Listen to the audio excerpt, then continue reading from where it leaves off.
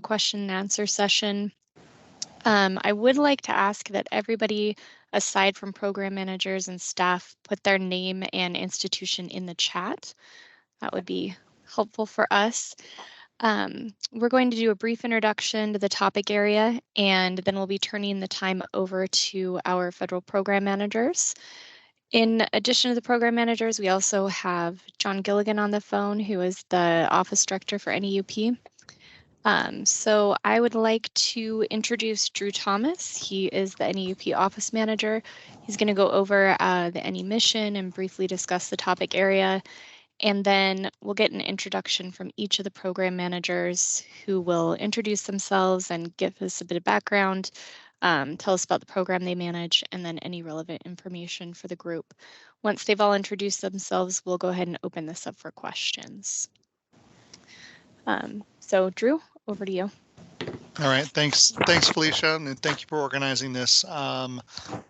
This will be a 90-minute session, really to discuss any questions that you have on topic area 5, which is the fuels area for the FY 2025 CINR funding opportunity. As Felicia said, my name is Drew Thomas. I can answer any questions that you might have on the review process or the application process. John Gilligan is also here for that as well. We have both program managers and programmatic experts from the labs here to support the conversation today. I do want to kind of set the context around what the CINR funding opportunity, what the goals are of the funding opportunity, and what the university program and the what those overall goals are. And so you'll hear a lot from the program managers about the programs that they manage, the priorities of those programs, and and some of the things that they're working on. And what I want to remind everybody of who's on the call is that the CINR funding opportunity is structured in a way that allows you as university applicants to try to understand the needs of the community, whether they're the needs of the program or whether they're the needs of the scientific community, and bring your best proposals forward for impactful scientific work. And so our program managers are going to give you some context about what the program has identified as important areas, what the program is currently working on if you're interested in trying to propose something that's close or integrated with that current program direction. But I want to remind everybody what we're focused on is the overall DOE Office of Nuclear Energy mission. That mission consists of 4 different pillars. That is to help maintain the current existing nuclear fleet, to develop new and build new advanced reactors, to address the sustainability and effectiveness of our nuclear fuel cycle, and finally to foster international collaborations. And so, so as we get into this conversation, program managers are really going to talk in detail about what their programs are doing to accomplish that mission. There's some things that you can propose in that space that may not fit directly with the program, but still fit within the mission. So this is just an opportunity for you to kind of interact with program managers, pick their brains, understand a little bit more about the programs if you're not familiar with the program activities that are ongoing, and to facilitate that conversation. There are some mission area. There are some areas within that are not within the NE mission. Those include medical physics, fusion, some non-proliferation topics on nuclear forensics, and environmental management. And so from that standpoint, you want to find something that fits within the NE mission. If you have questions in those spaces, please bring those forward. If you feel like, hey, there's some crossover between the safeguards and national security space and the DOE space or some other topic, feel free to to ask for some clarifications about what any Office of Nuclear Energy mission space is.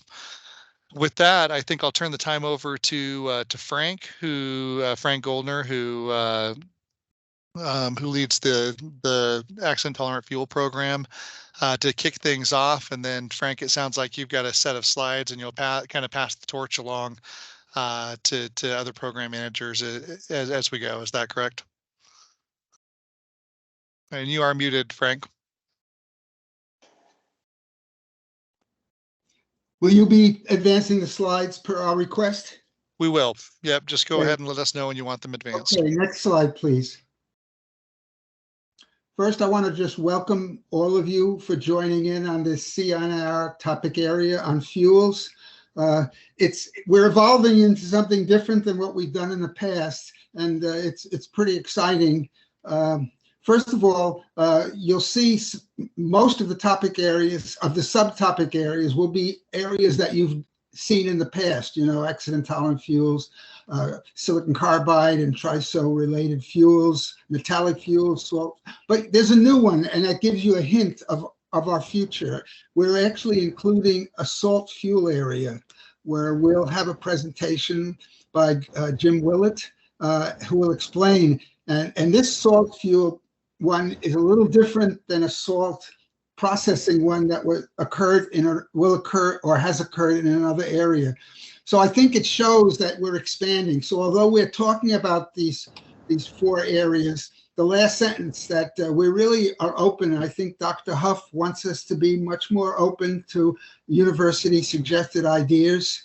So hopefully we'll give you an idea of areas that we find and suggest are most interesting, but you're not restricted anymore. You know, you can expand. As a matter of fact, toward that end, I'd also point out that I still think that you can get very good assistance on subjects and topics by always talking to our national lab folks and our industry folks. Even though you don't have to do something that's, you know, that they say or want or interested in, they have good connections. And the other thing is probably very useful is to, in the NEUP place, look at past. If you do go into a new area, make sure you check in the NEUP file location what's been done in the past. As a matter of fact, that's probably important in every one of these areas because we have had past NEUP. Some are still ongoing in some of these areas from 23. This is a 24 CINR. So I just want to let you know. Next slide, please. Okay, accident tolerant fuel, subtopic 1, I call it. No, 1 means 1 of 2 pages. By the number in the top tells you that that there'll be a couple more than 1 page, and this is number 1. You know, you probably all know about in ATF that we've had several. We've been in programs since 2000 and I don't know 13 or so. And we have expanded from ATF to do other fuels. We've made advances with pellet nature, with the cladding nature, and interestingly also the density. All of these can enhance not only the safety but also the performance. Really, I'm trying to narrow this. The second paragraph is the real thing because we've done so many items in the past in this area. I'm really personally would be most interested in applications of what we've done in ATF that might apply to some advanced reactors. Mainly, I would think water cooled, but it doesn't have to be everything. As I said, we're trying to be very, very, very general. So this is the first of 4 topic areas you'll hear. Next slide, please. So this is, again, just a summary of the items that we have in the accident tolerant fuel area for just to give you an idea of where we have action. It's what's interesting to us, but again, it's not all encompassing. We're certainly open to other areas. Next slide. Okay, I'm going to turn this over to Madeline Feltis and Matt Hahn. To cover this. It's a combined area only because they're related with the word silicon. Okay, but it's really it's an expanded subtopic, and they both will talk. And we do have 3 slides in this area rather than just 1 or 2. I'll introduce this. the silicon carbide cladding is part of the accident tolerant fuel program. And the whole idea is that we would like to transition away from metallic zircaloy cladding. And the idea here is that we've had work done by small businesses, by industry partners, and the labs. And we are looking particularly for the ideas that will help us license the cladding itself in operating nuclear reactors, which means the light water reactors, as well as other advanced reactor designs. So we are looking at non-destruction evaluation methods, quality assurance characterization techniques, and advances in the cladding fabrication methods. And we'll talk a little bit more about that in the next slides. Now, the TRISO program has been running since 2005, and we've had a series of irradiations done, and numerous companies are looking at TRISO-fueled reactor designs, and we'll discuss those industry partners with you. So the idea here is that we would like further university proposals that will help the licensing and operation concerns for the TRISO fuel. Again, we'd like to understand more about the fuel and the matrix properties, and we're not restricted to graphitic matrix materials. There's also silicon carbide matrix materials that are being considered. And we'd like to address the unique challenges with the TRISO fuel in non-typical environments, which means beyond high temperature gas-cooled, helium gas-cooled reactors. And also, there have been some advocates of novel TRISO fuel designs that are being considered by the Department of Defense, by the NASA, etc. So TRISO is the fuel for the future, and we would like you to participate in that. And maybe we go to, and so just so you know, Matt Hahn is in NE5, and he handles the gas-cooled reactor and graphitic materials and the TRISO fuels as project managers. And I'm over here in fuels with Frank, and I'm like the emeritus project manager. I've been working on the program since 2005 up until 2021, 22 or so. And then Dan Wachs is the lead for fuels with NE4. And let's go to the next slide. So I'll start with the silicon carbide cladding potential areas for research. We are pointing these out as the most interesting for programmatic issues, but again, the NERIs and NEOPs are above or outside of the individual programs, so they don't have to be program specific, but these are our ideas of what would be most relevant, because you will be graded on relevancy. So irradiated and non-irradiated silicon carbide cladding materials, properties, and evaluation methods. You don't have to irradiate the materials in your reactor. We do have samples that are being irradiated that you could have access to at Idaho, for instance, or Oak Ridge. Development novel NDE methods, because the silicon carbide is woven, is a little bit more difficult to do the PIE methods. Fabrication methods, the tows, the fibers are woven over the silicon carbide monolith, or Framatome has a design that they're doing this over zircaloy cladding. So modifications in the fabrication methods are very interesting. And then ways to characterize fabrication effects, and then post-irradiation methods would be useful. Our partners are General Atomics in San Diego, Ceramic Tubular Products, Novatech in Virginia, and Framatome in Virginia.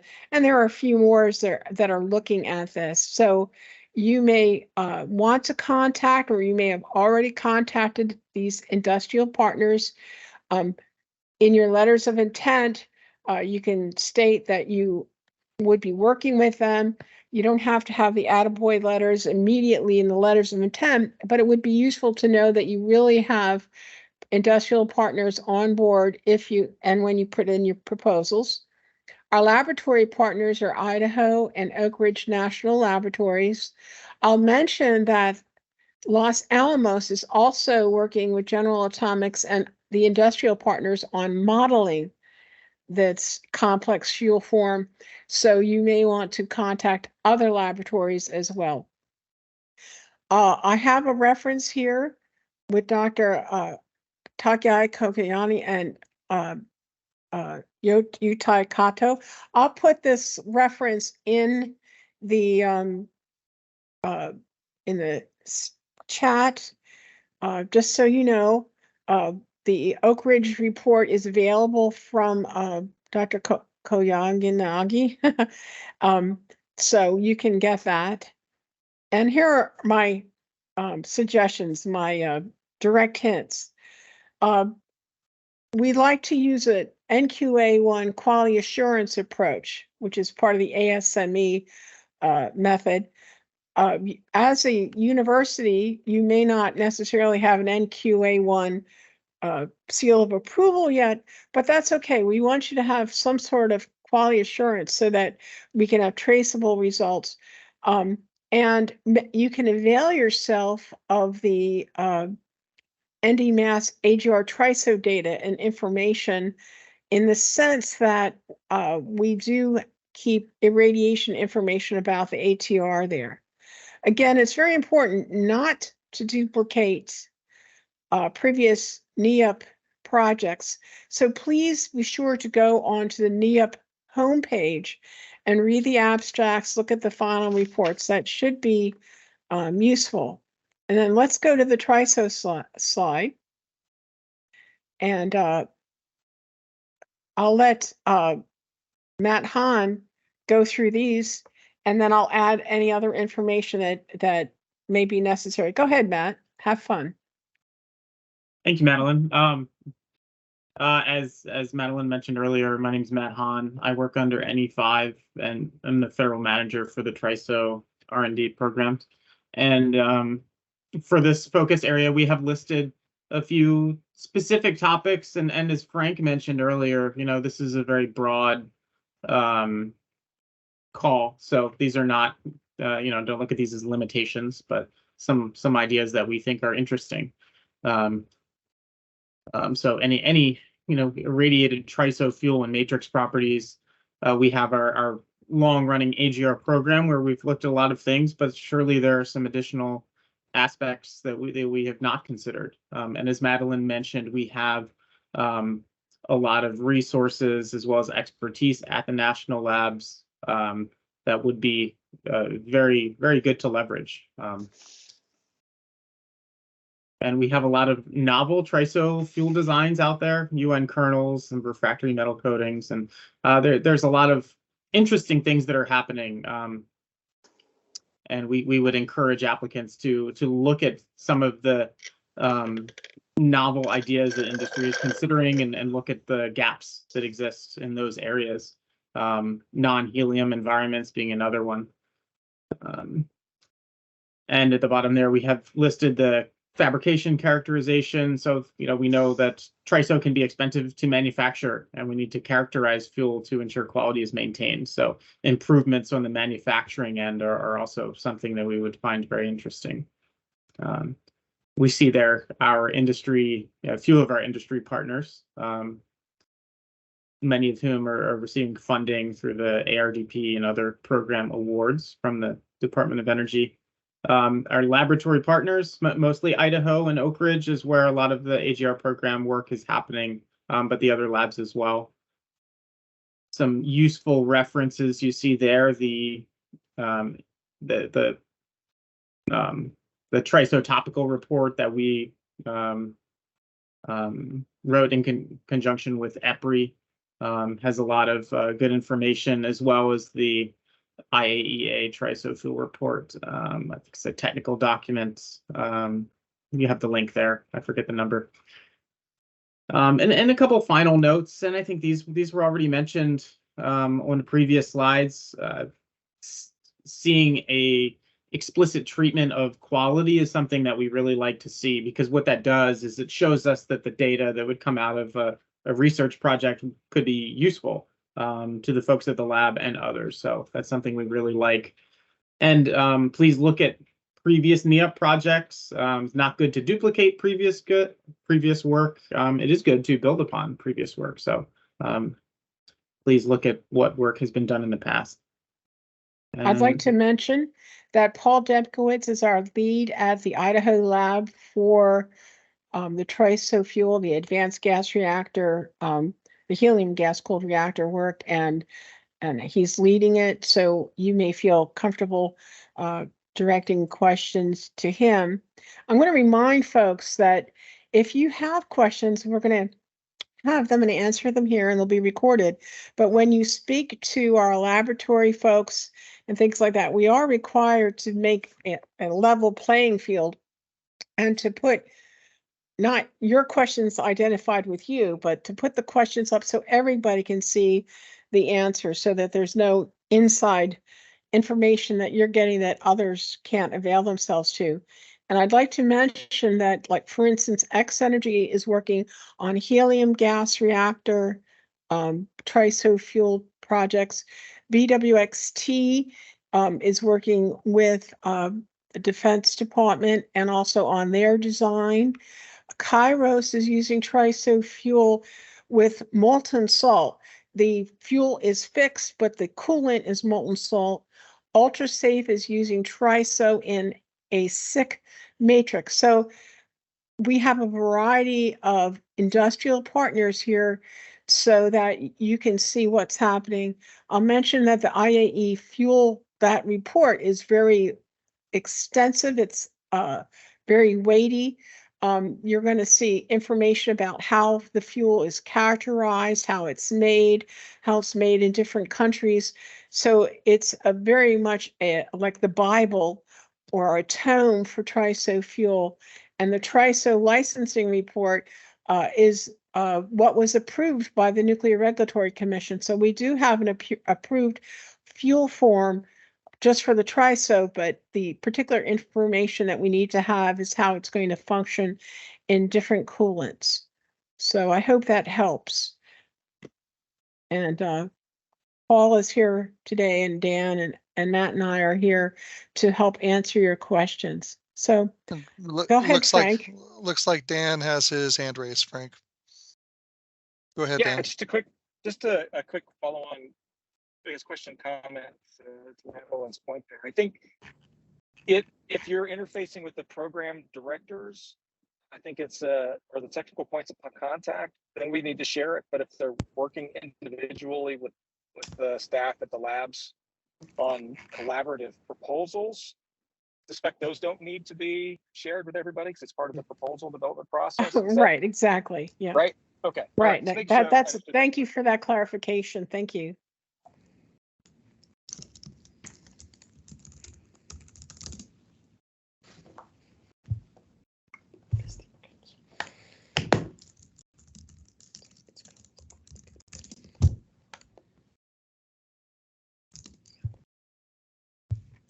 Frank, you're muted. I'm sorry. I was going to ask you to move on to the next slide, which you finally did. And Ken Keller is our lead program manager in the metal fuels area, and he'll take it over now. All right. So here's a slide. It has the information of our interest in metal fuels, and it covers a range. The metal fuels, near term, we have interest in advanced reactors with once through fuel cycles, meaning that the fuel's just used once and then set aside. And then ultimately, we think metal fuels are incredibly promising for reuse and maximum use of our fuel resources. So we're in. So in this area, we're in for the long haul, the very long haul. We think ultimately, there's no sense of urgency with the shortage of uranium or anything right now. So we have time to be methodical and deliberate and proceed and make steady steady incremental progress on metal fuels. We have a legacy of metal fuels, for example, VBR2 fast reactor, sodium fuel fast reactor. We're very confident in that design and that formula of fuel. And we're very interested in incrementally developing that fuel to be further capable. For example, higher temperature, basic thermodynamics. Once you get higher temperatures, you get even more efficient. So I think that's about it for that slide. If you could advance to the next slide. So why metal fuels? As I mentioned, we have a baseline. We have existing vendors that are looking at high assay uranium metal fuels, and a lot of their designs are useful for dedicated, for example, small reactor, high energy density applications. But a lot of their concepts, or some of their concepts, can easily evolve into a fuel reuse mode. And we also like the metal fuels because the formulas can change incrementally. They're very flexible regarding their ability to change. And I just want to point out that we are the metal fuels area. Oh, and two things I want to mention. It is challenging since we generally intend these fuels to be used in a fast spectrum. We don't have a straight up fast spectrum, so we have to be a little creative. But the power transients in the treat reactor for doing safety testing are deemed adequate, and they were used actually back when we had fast reactors. And we have some creative, for example, the FAST program. We have some creative testing techniques. Both fast neutron shielding, thermal neutron shielding, as well as just scaling things to approach more prototypic fast reactor testing. Are we interested in fast fuels that are non-metal? We're open to anything, but if you're going to put your energy into proposing something that's not a variant of or a step away from a baseline that we have, please view it comprehensively. Don't just say, hey, this has one great attribute, thermal conductivity or melting point. Think through the whole thing, every aspect from cradle to grave of the fuel before you go, putting your heart and soul into a proposal for some interesting concept. And that's all I have for advanced fuels. Thank you. Okay, I noticed that there's a hand raised. If it's a general question to one of the presenters, please wait till we do the next and last presentation. Okay, let's move on to the next slide.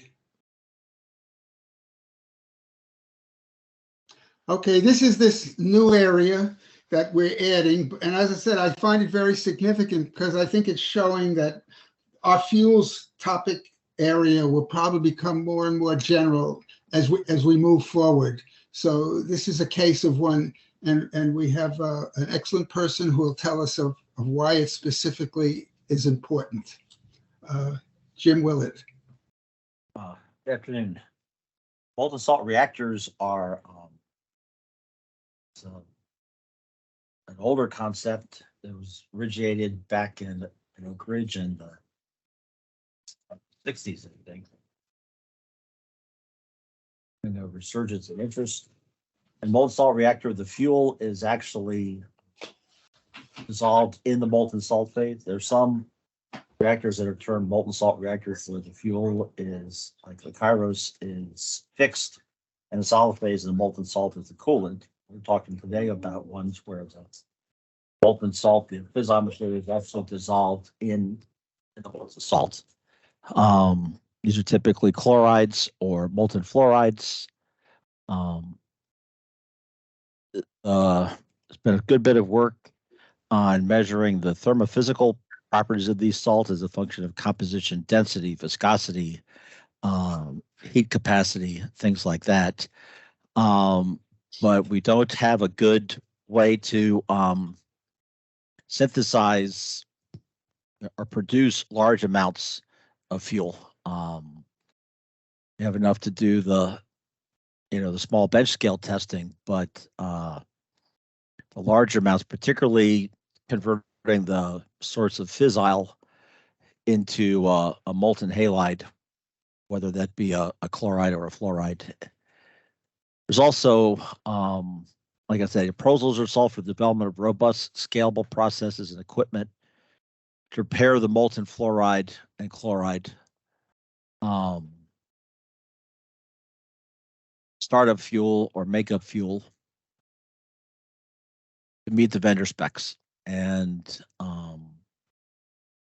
the sources of the enriched, non-irradiated or radiated uranium sources are variable. It could be uranium, it could be enriched uranium fluoride straight off the enrichment lines. It could be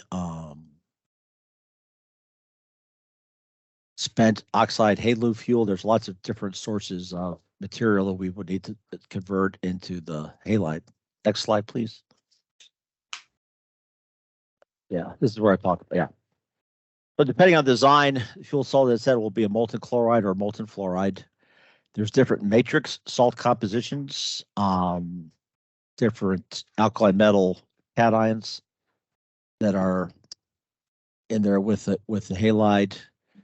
So we need, we're going to produce the salt. We need to blend it and purify the matrix salt, as well as convert the fissile source material into appropriate halide salts in appropriate redox state. For instance, UF6 reduce it to UF4, convert UF6 to UCl3, convert UO2 to UF4, so on, UCl3. Converting the fissile source can be designed to take, a pure actinide material and convert to a pure actinide halide, or to actually perform that reaction so the actinide halide is actually formed in a molten salt solution. Both options would be acceptable. And once it's made, we need to be able to package it and ship it and keep it clean and unexposed to air and moisture during production, storage, and transport. This doesn't fill it with mason jars that you then screw the lid off and dump it into the reactor. It's got to be kept sealed and in a appropriately designed container with valving and heating and capabilities of transporting directly into the reactor.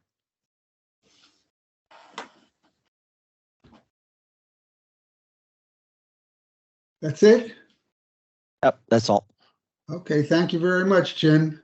Okay, well, now I'm going to turn it back over to the people running the show, because we're available to answer questions as best we can, and we appreciate that you're all attending. So we thank everybody for joining us, and I'll turn it over now to the people running the show for questions.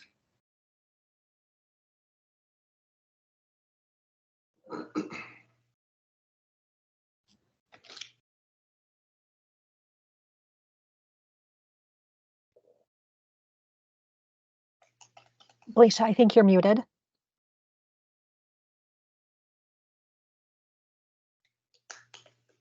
Can you hear me now? Yes.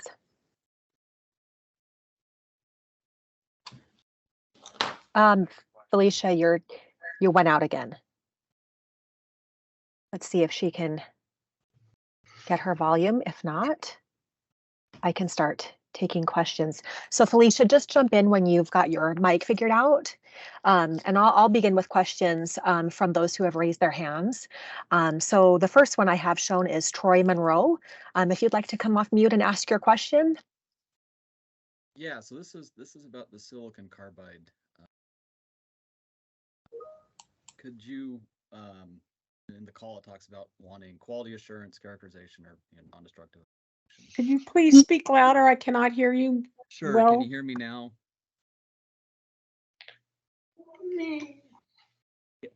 Can you hear me now, Madeline? that's great. Thank you. Okay, cool. So on the thermophysical, well, on the SiC carbide composite, are thermophysical properties measuring the anisotropic characteristics of the composite of interest, since that would be necessary to understand temperatures inside of the cladding. I think that would be a good approach, because we have at Oak Ridge, we developed the 2 MGM device with Dr. Eisenhower back in the day for the triso particles. And again, it's very difficult to understand and to look at the anisotropy of the silicon carbide weaving and the monolith and also the CVD. So something there, if you can figure out how to use a Mueller matrix to do that, that would be great. And you could work with General Atomics, for instance, or Novatech on that, because it's actually a very difficult problem, because you're looking at black on black. This is for everybody to understand. When you look at this, it looks black, and anisotropy, like for instance with the Mueller matrix, you're reflecting light and you're looking at, I'll use the word loosely, polarization of the light, and it tells you how random or how much anisotropy you have. And so to distinguish this from the triso particle, where you have a nice round, hopefully round particle, is easier. But with the silicon carbide cladding, it would be extremely difficult. So that's why we are looking at some ideas for that. Did I answer your question adequately? Yeah, thanks, Madeline. Okay, right. So, making that leap from a triso particle to silicon carbide cladding would be very useful. Thank you for asking that question.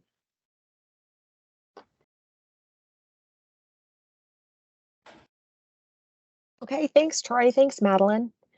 Felicia, do you have your mic back? Do you want to take this? I don't know. Can you hear me? I can hear you. Good. Okay.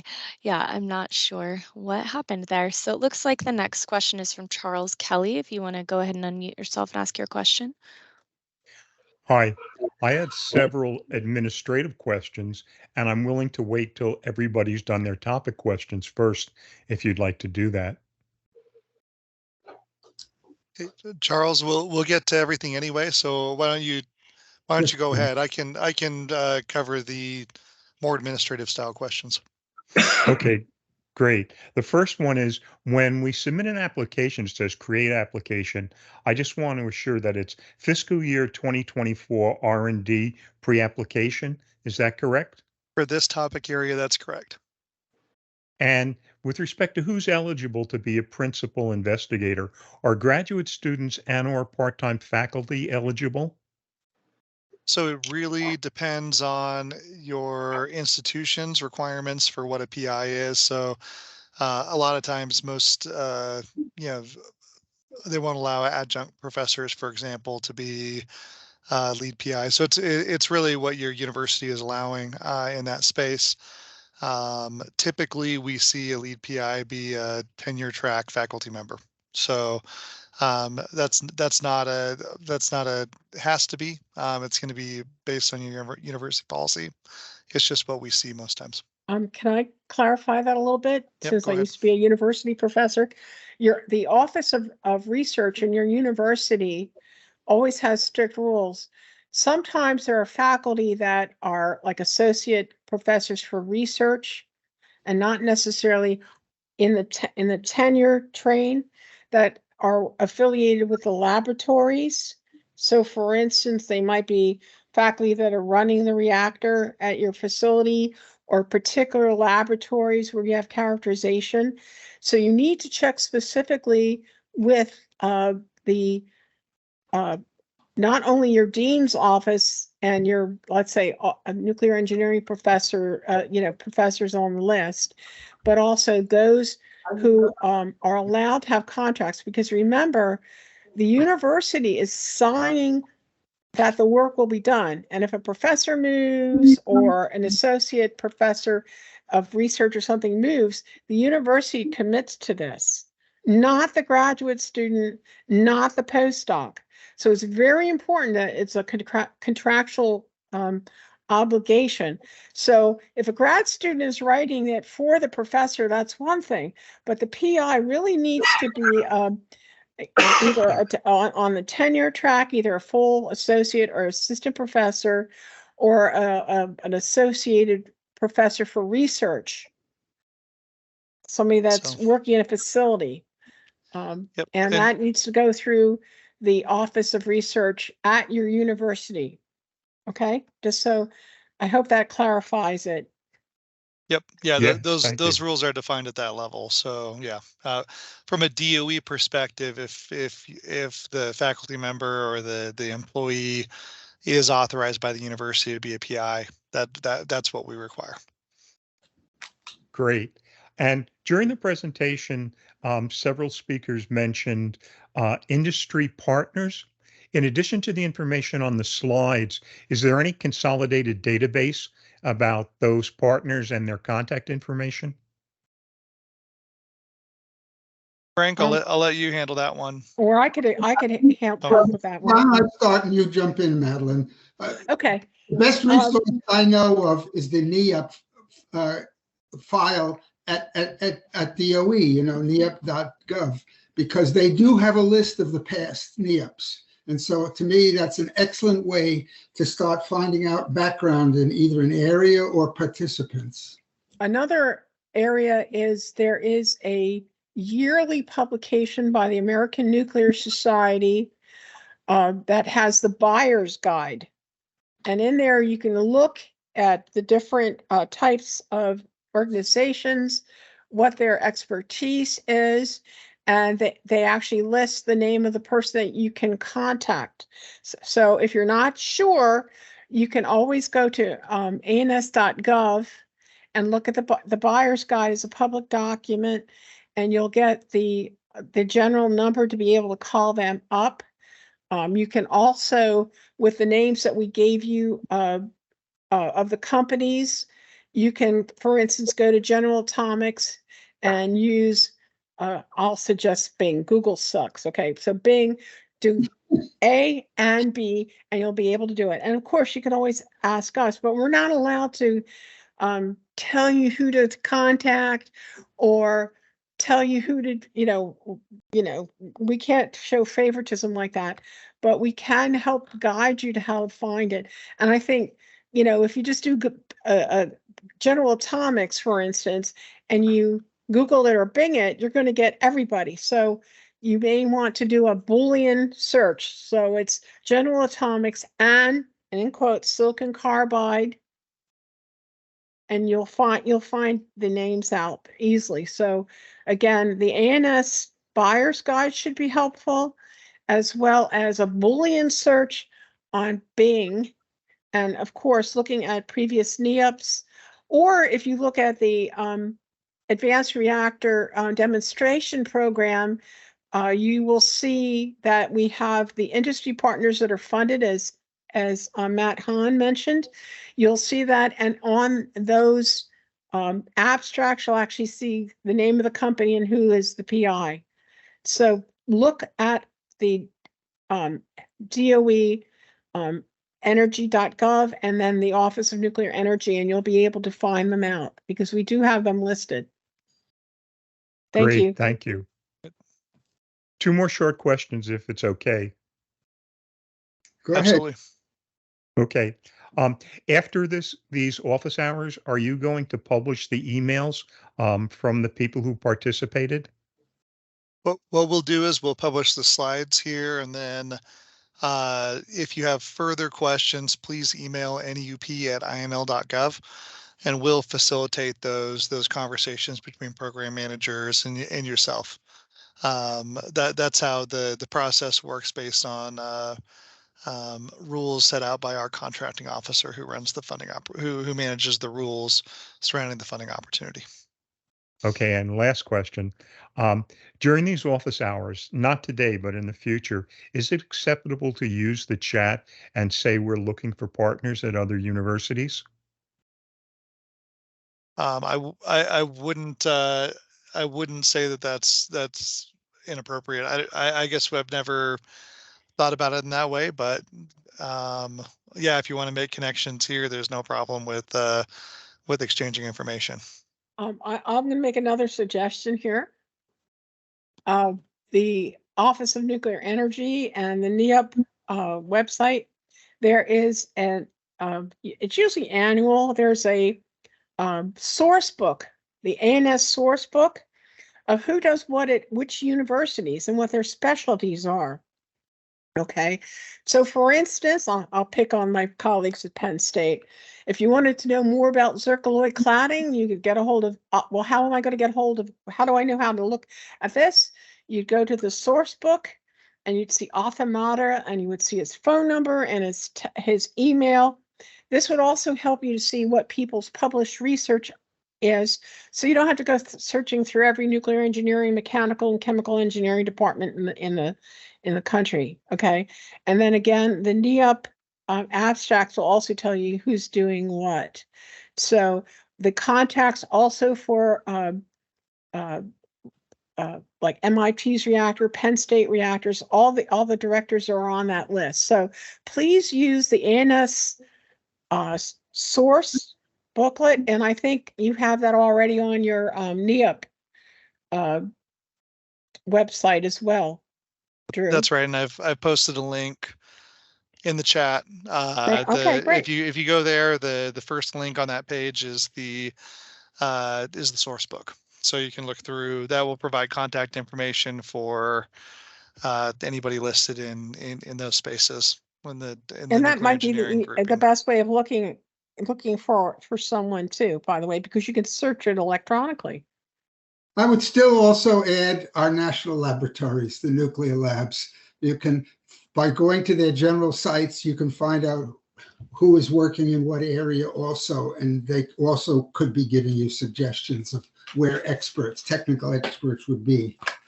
Don't ignore that resource. Thank you for your patience with these very elementary questions. Life has moved ahead on elementary questions. Yeah, and I'll just say, if you have any follow-up questions, feel free to reach out to the NEUP integration office. We can either facilitate conversations with program managers or answer more administrative questions directly. So feel free to reach out afterward. Okay, we still have some more questions, raised hands. Yep, it looks like Yang Yang is the next one with their hand up. Poor Yang has been waiting for a long time since he raised his It's hand. okay. Welcome back. I have a couple questions about the NDE for the silicon carbide cladding. So basically, is this like developing an NDE technique for hydrothermal corrosion of silicon carbide claddings relevant, or be general quality control? Because I see those two words in the FOA. Okay, right. What we're looking at in the FOA, there are two pieces of it. Non-destructive evaluation methods could be used while it's being fabricated. Go back 2 slides, please. Excuse me? I'm saying, no, go, yeah, right there. No, one more slide. Keep going to keep going, no, forward, keep going forward. I want you to go to the back one slide. There. Right. What you're talking. Okay.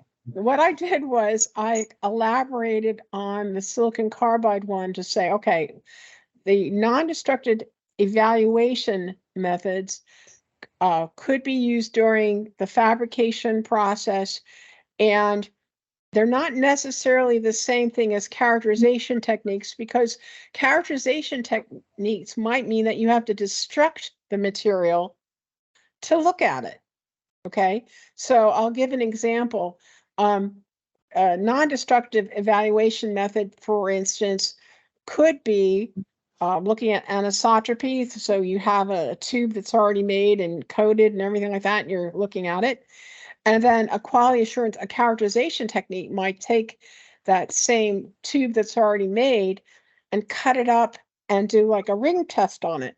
So the characterization and evaluation methods, NDE, not that they're totally separate, but I'm trying to get across the idea that sometimes you have to take things apart to look at them. Okay. And sometimes you don't want to take it apart. You want to be able to do it in such a way that you don't have to break everything up. So again, quality assurance doesn't mean that you need to look at every little widget that you make. It could be done stochastically in terms of statistics. To give you a hint on this, with the TRISO fuel, it's the same issue. You can look at that IAEA report that I had put the link in on the slide and also in the chat. There's a description of characterization techniques and NDE techniques, and you'll see that sometimes you need to have both to be able to understand the material. So I hope I answered your question. Yeah, so basically we can use the NDE for both as fabricated and also after hydrothermal corrosion test, right? So exactly. So what is expected at the end? So you're going to expect a tool or analysis of the NDE suitability or Okay, what do I envision here? For instance, in your laboratory, you might be looking at samples, let's say from one of the industrial partners, and developing a method. Well, perhaps it could be used for an irradiated sample and be applied into a hot cell, let's say at the HFEF or the high temperature laboratories at Oak Ridge, either at Idaho or National Lab. But, you know, I don't expect you to have a hot cell at your university. So one of the advantages of this could be that you could develop a very novel technique that not only could look at unirradiated materials, but could be used and demonstrated inside a hot cell after irradiation. And that would be particularly useful. Okay, thank you. So how's that for a direct hint? Yes, great insights. Thank you.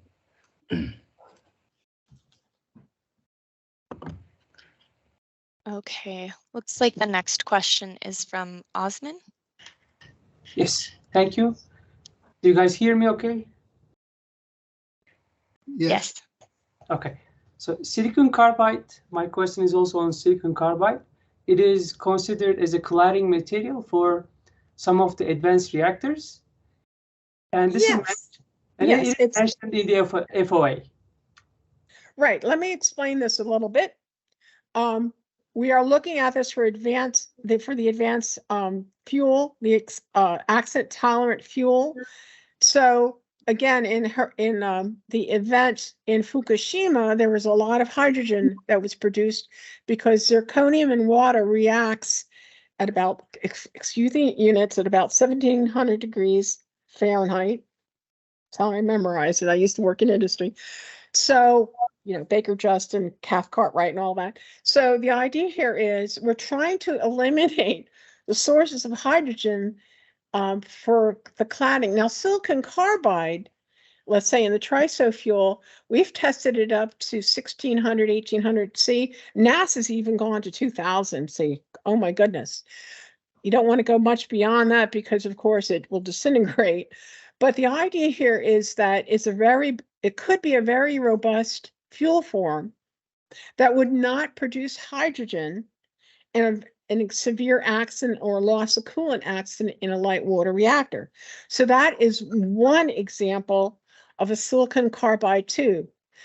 Another use is in a fast gas reactor. For instance, General Atomics and some of the other folks are looking at this.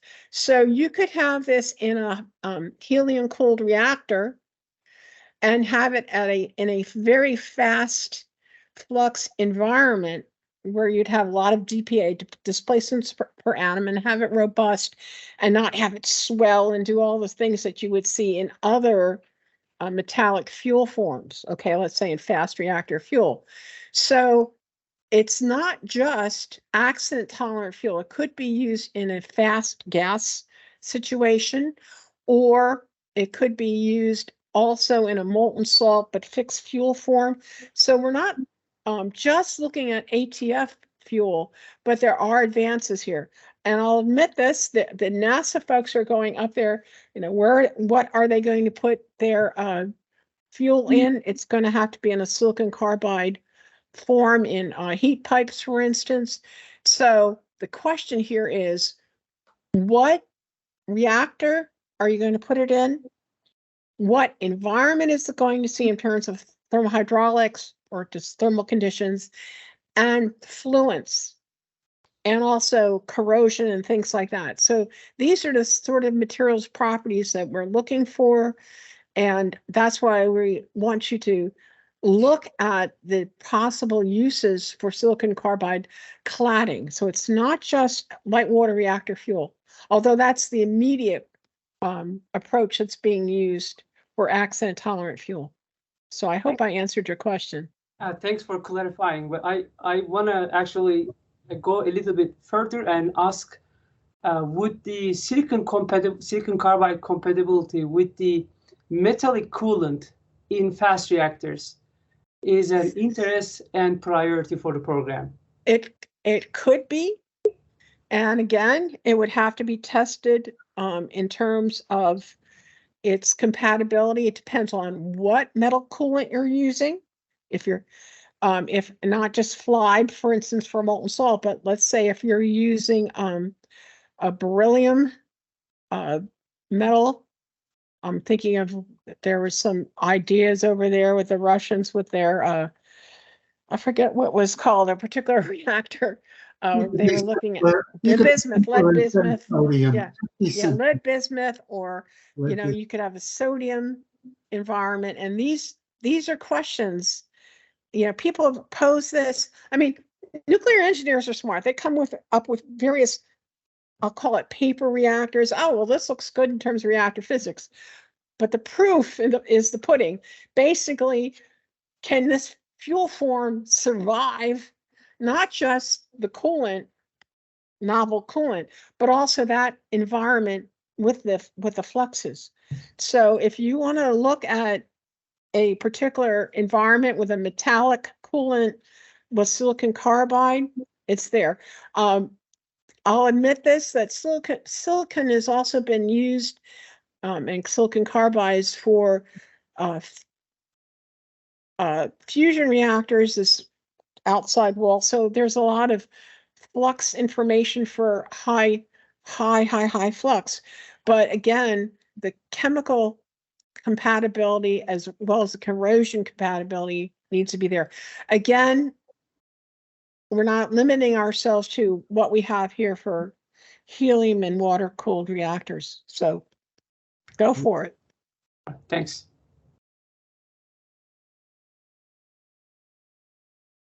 Okay, thank you. Looks like the next question is from Joseph. Hello, yes, that's me. Can I continue the line of questioning from the non-destructive evaluation, please?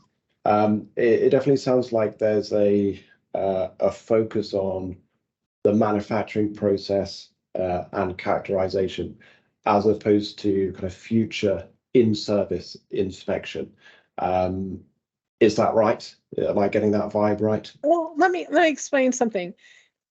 You don't do NDE on fuel while it's in the reactor, okay? Sure.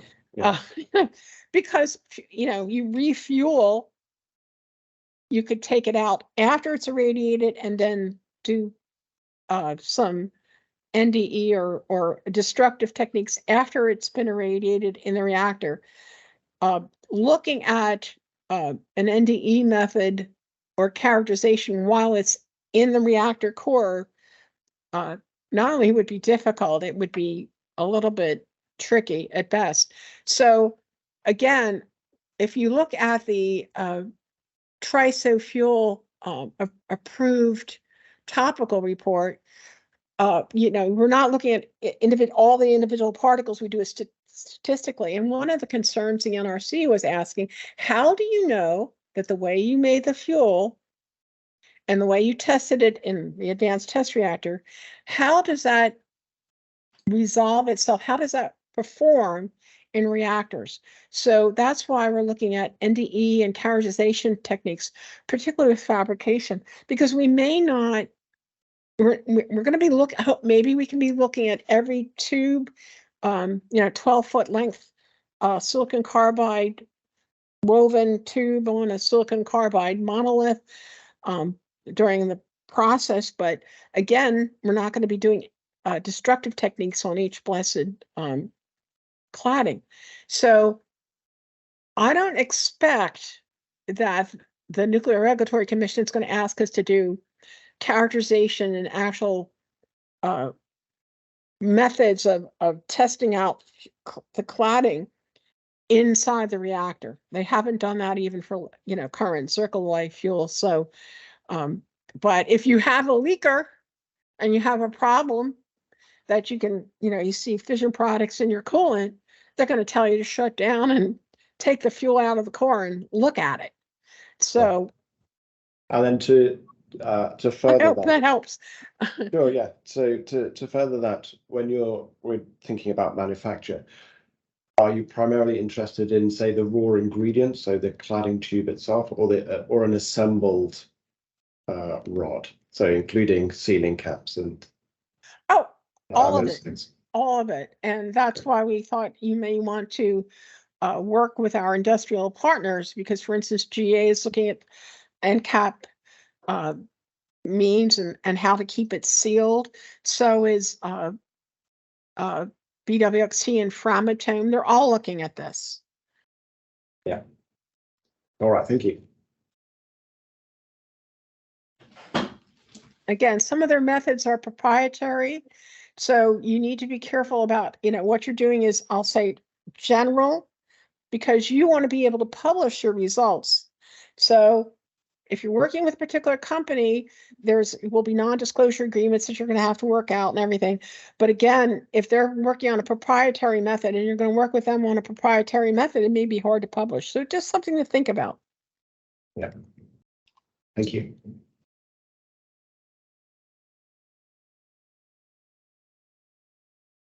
Okay, great, thank you. It looks like we also have a couple of questions in the chat. I don't know if the next question's from Ms. Saul. I don't know if you want to come off mute and ask your question, or if you want me to read that out of the chat.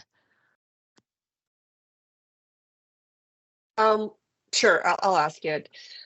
For metallic fuels, are you considering UPU-ZR, or is uranium zirconium a higher priority because it's more near term?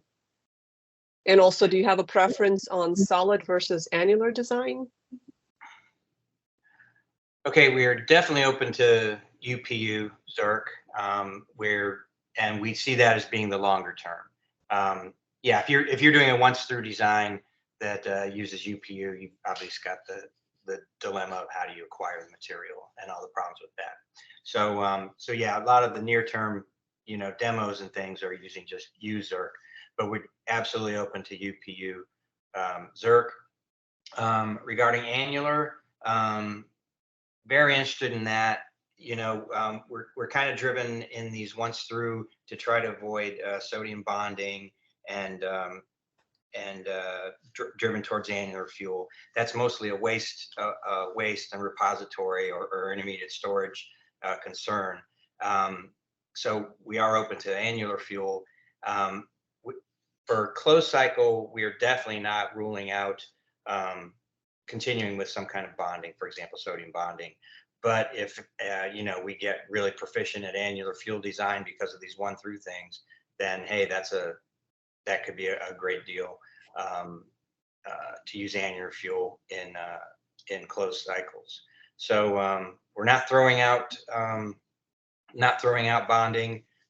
We're open to annular fuel in any mode, unless of course it's way more expensive, or the mechanical tolerances for fitting it are unreasonable. So is that close enough? Does that get to your question? It does. Thanks, Ken. Can I ask one more follow up on this? Sure. In terms of when you were describing it, you mentioned the thermodynamics. Are you interested in fundamental studies, or more of a applied what's needed in the near term that will be complementary to, say, NEAM's effort or the ongoing AFC stuff? or do you really want to look at more thermodynamics, like constituent distribution, phases, how that? My use of thermodynamics was just basic efficiency of a heat engine. Okay, fair enough. That's what I wanted. Thanks. Higher temperatures, you can get higher thermal efficiencies. That was all I was really interested. Cool. Thanks. Okay, thank you. So it looks like we have a couple more questions in the chat. I can just go ahead and read them. The next question says it's for Jim, a clarification on molten salts. Does the statement from the FOA, there has been considerable effort in characterizing and modeling the thermophysical and thermochemical properties of molten salt, imply that salt characterization is not relevant to this topic area?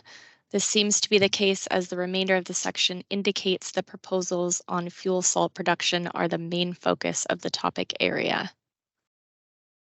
Yes, that is correct. The thermophysical properties focus more on the performance in the reactor. This topic is more before it gets loaded into the reactor, as well as recycling on the back end. Okay, thank you. The next question from the chat is, would there be any interest in molten salt corrosion of TRISO fuels? I'll answer that one. It is interesting, and Matt can confirm this. Please note that Kairos is looking at molten salt coolant. The fuel does not flow with it. You know, we don't have little particles going in they're fixed pebbles, okay? And what you need to do here is, of course, it's of interest, but we do have a couple of NEOPs that have looked at this, so please don't duplicate any of that. And you may want to work with Kairos. Matt, did you have any other comments on that for me? No, I have nothing to add. Yeah, don't duplicate work and maximize relevance by leveraging industry collaborators. Yeah. Right, and the issue here is I was looking through some of the NEOPs. What I would do is look in the past 4 years. I know there have been 2 that have been looked at. One issue is, you know, we do have a molten salt test rig. The question is, how does that work? If it's just the chemistry, the other question would be the fluence issue and the temperatures that would be used. So, you know, if building a test rig for the corrosion may be very difficult, but maybe in an autoclave you could do it. But again, please do not duplicate what's already been done before. And, you know, there are different forms of FLIBE beyond what Kairos is looking at. So be very careful that you're looking at an appropriate molten salt that doesn't suck up more neutrons than the fuel does. I'll say it that way. You know, the folks have been looking at, oh, well, what about a chloride salt? Well, you have to worry about the chloride isotope that has a higher cross section than the uranium does. So be careful which coolant you pick, okay?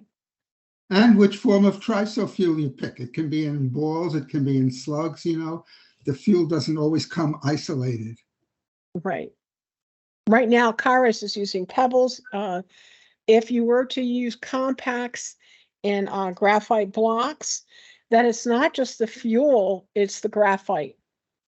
Well, that's why I said that comment. Right. Or if it's a TRISO in a SiC composite, perhaps in a SiC block, let's say an ultra safe design, then you need to make sure that you're not just testing what the fuel would do, but also the compact and the matrix form. Okay?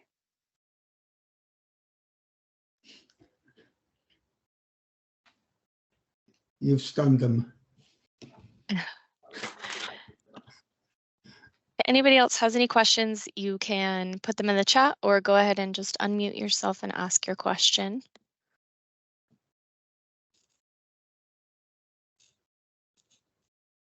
Don't be shy.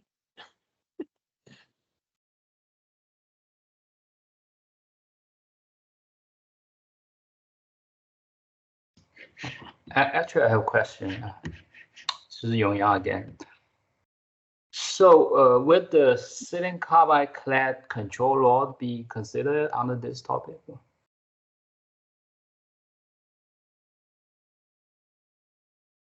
Let me address that. Silicon carbide rodlets could be used and useful in various PWR and other ideas here. You may want to look at the NE5, the advanced reactor topics on that, because control rods are not fuel. Okay. Control, all right, and the absorbers. So no, we wouldn't be particularly looking at that. By the way, we are looking at control rod boxes, channels, for instance, but those have also been funded with the NE5 advanced reactor areas. And maybe Matt Hahn would like to describe what he knows about the NE5 topics.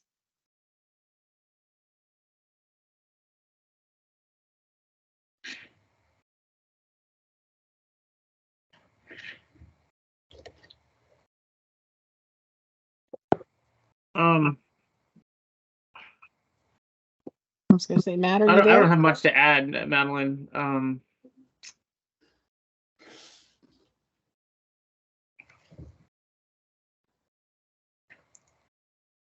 Let me put it. Yeah, let me put it this way. Let's silver, indium, and cadmium that are used in PWR control rods have a very low melting point. Right. Okay. All right. If you look at what happened at TMI, they're a control rod melted inside things. And I don't want to go into the Fukushima mess and what happened to their control rods. So it could be used and useful. You may want to put, we will have a blue sky topic. I think Drew can address that and point you towards the paragraphs for the advanced reactors. Again, control rod boxes have been looked at as part of NEOPS, and we do have irradiations going on for smaller boxes at Oak Ridge. So you may want to talk to the crew at Oak Ridge for silicon carbide uses in reactors with Utah, Cato, and folks like that. That I think would be a very useful thing to do. Hi, thank you. And that would that's also in the reference information there too. So. All right, thanks.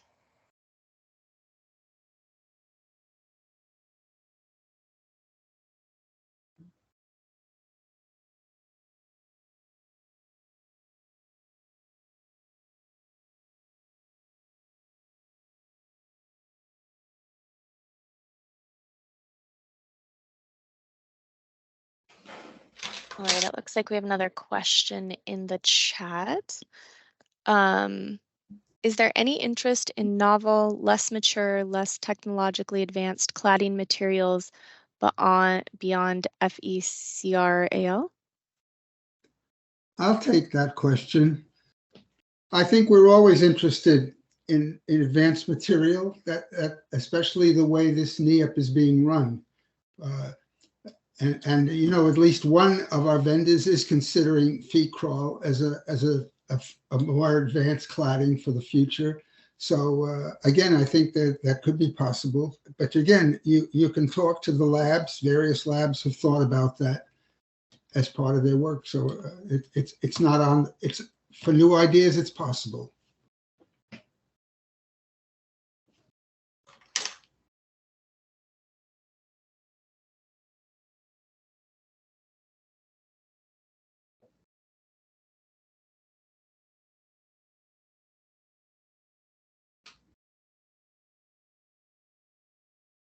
Okay, thank you. We do have 15 minutes left, so if anybody has any additional questions, please go ahead and ask those.